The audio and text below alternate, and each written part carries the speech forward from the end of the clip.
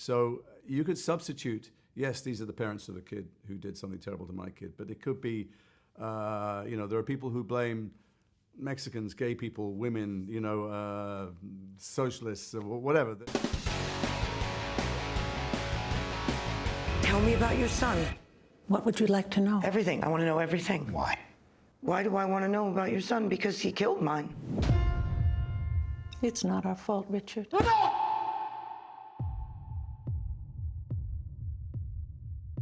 Good morning, Mr. Isaacs. How are you? Hey, Lupe. Jason's good. Mr. Isaacs, Jason. you're arresting me or examining me somehow? Or I'm serving you papers. Excellent. Well, congratulations on this role. What a powerhouse of a movie. Your performances. It takes place in one setting, but it's just so gripping because of the subject matter. And right now what's going on in the world with the Gabby Petito case, where people are vilifying the person's parents. I mean, this movie just comes in at a time where you're trying to understand, like, what do parents know about these so-called bad kids? To you, what does it say? To my mind, it's, yes, the incident that brings us all in the room in our story specifically is something that happened with kids, but actually that happened years ago. What brings us into the room is that we are paralyzed in our lives with hatred and blame and division. We see these other people as responsible for the things that are going wrong in our life. And I mean, I was in Washington 2 days ago watching a screening of this, the world epicenter of blame between 2016 and 2020. And, so you could substitute, yes, these are the parents of the kid who did something terrible to my kid, but it could be, there are people who blame Mexicans, gay people, women, socialists, or whatever. There's people, fill in the blank. There are people who blame other people for what's going wrong in their life. And similarly, you can blame your partner in a marriage or blame your work partner and stuff. For me, the film is about, is there a way through when your heart is poisoned with hatred? Mm-hmm. How do you let go of any of that? How do you let go of resentment destroying your own life? And when you're watching the movie, the two couples are trying to work through that, from both ends. And it's just, and every viewer who's watching it can, like you mentioned, it can apply in your life. So you start thinking about your own. These couples are not united. I mean, I saw, my marriage with Martha is destroyed. We've come there because we want something to change in our life. Things have calcified around us. We've dug these ditches so deep we can't see out of them.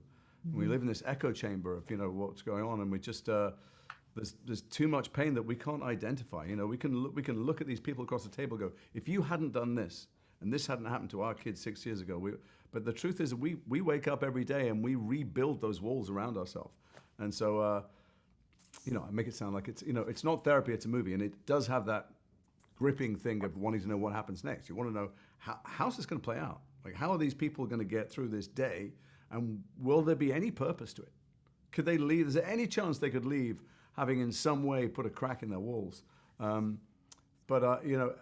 come along once in a lifetime as an actor, projects like this that will not only for us allow us to do those things as an actor, but have some value, have something that is both entertaining and worthwhile.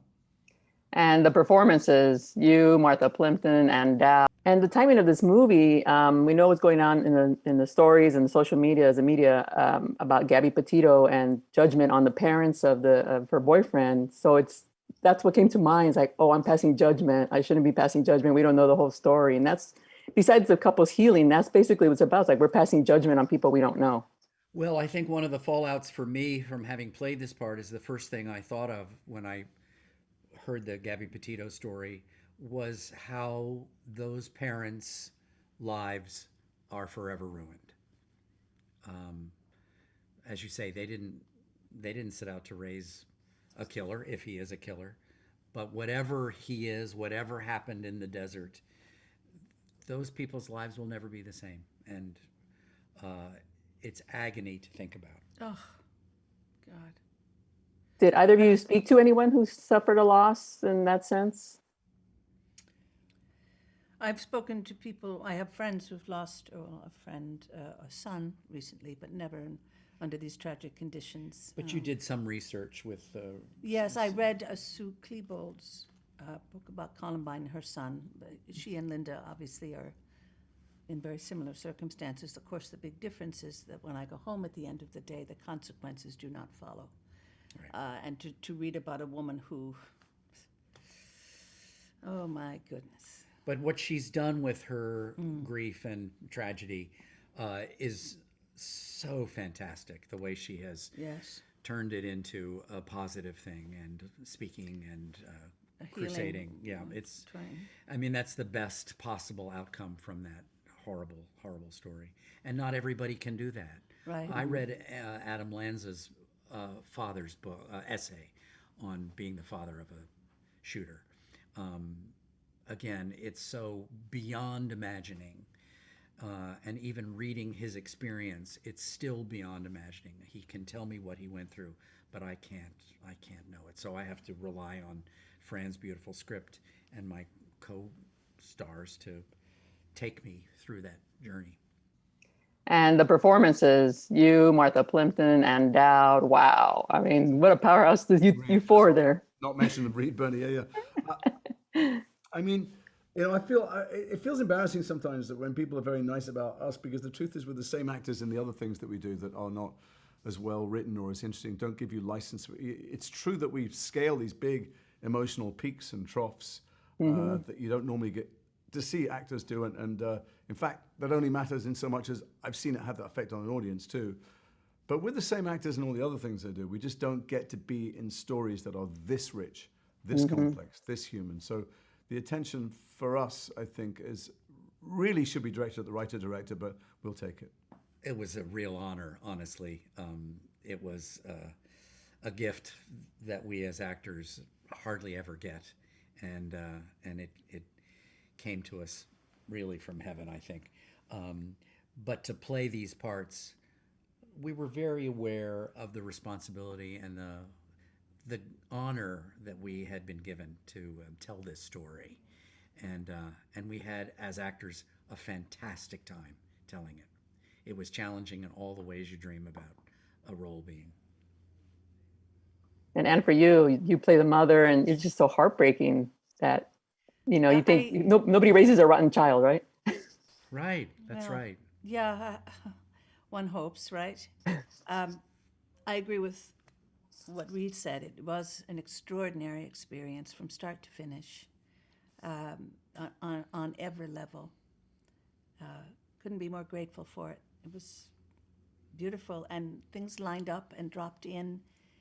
I use the word sacred because something about it was protected and whole, and that's a pretty phenomenal experience. And we shot it in Sun Valley, Idaho, which feels very sacred too. It feels like a moonscape to me. Ancient land, and oh, I never even thought of that. yeah, and we were there in a bubble before everybody else was in a bubble. We shot it in November of 19, and we just got to live in this world together and create this movie. So it was very, very special. So for you, did this make you think about how you think sometimes about how you see things that are reported on the news, and just Absolutely. passing judgment? Absolutely. Well, as we're talking, you can't get gasoline in the UK, and the supply chain is breaking down, and literally it feels like some apocalyptic movie because of the Brexit vote. We voted to separate us, and there were a lot of lies told, and the tremendous division in my country over that. I do a lot of work with refugees. There's a tremendous amount of people, and I can demonize in my head the people who voted one way or people who think a certain way, but I need to see them as human to even start a dialogue, to change things, it's too easy to do when we've all been isolated anyway, and everything happens online. You need to get in a room with people and listen to them and connect as human beings, but to have any chance of feeling human yourself. And I definitely took that from this film.